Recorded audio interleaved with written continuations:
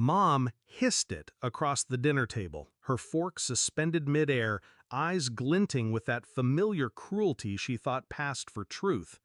I set my glass down, calm, controlled.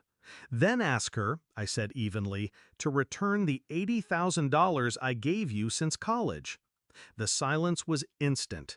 Even Dad dropped his fork. Katie, the chosen one, my younger sister, the golden child with the ready smile, the easy charm. She was the daughter my parents had always wanted.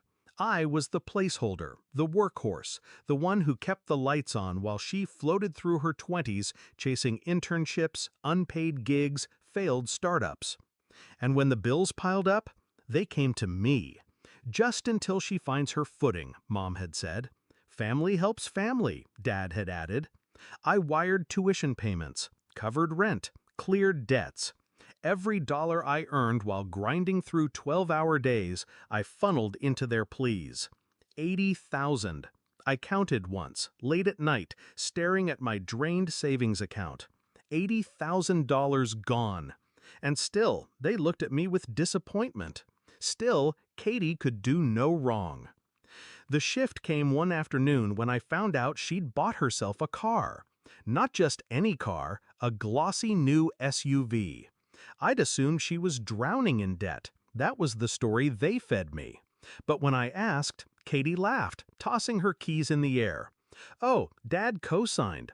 Mom said you wouldn't mind helping if anything went wrong." That's when I saw it clearly.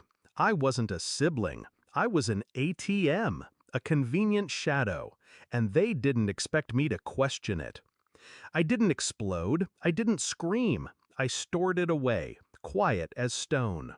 That night I pulled out every bank transfer, every check image, every receipt. I built a timeline, dates, amounts, memos. And I planned. Revenge, I realized, didn't need fire. It needed paper, proof, precision. Step 1, I stopped paying. No explanations, no arguments, just silence.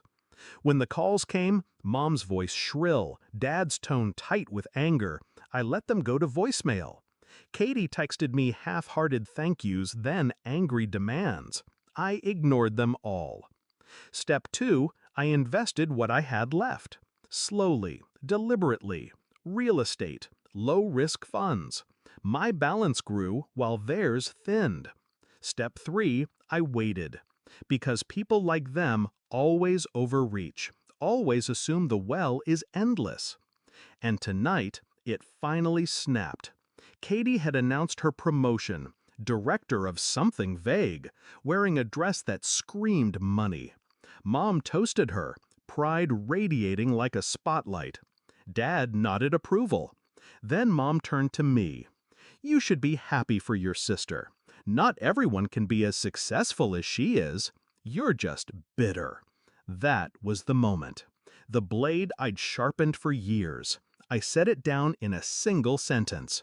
Then ask her to return the $80,000 I gave you since college.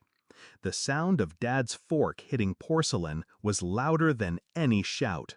Katie's smile froze. Mom blinked, color draining from her cheeks. "What are you talking about?" Katie whispered. I slid a folder across the table. Neat, organized. Every transfer, every payment. Dates highlighted, amounts underlined. Her hand trembled as she flipped through the pages. That's not... "It is," I cut in, my voice steady. "And you knew. Every one of you knew." Dad's jaw clenched. He looked at Mom, then at Katie. His silence was its own betrayal. Katie shoved the folder away, cheeks burning. "You didn't have to. No one asked." I leaned in, eyes on hers. "You all asked. Every time you said, 'family helps family,' what you meant was me." The air was thick, heavy, the kind of silence that suffocates. I stood, leaving my untouched plate. "You want to call me bitter? Fine. But I built myself without applause, without vacations, without cosigns. And I'm still standing. You, I looked at Katie, are standing on my money. Her mouth opened, but no words came. And here's the difference, I continued, calm and final. I don't need you, but you'll always need someone like me.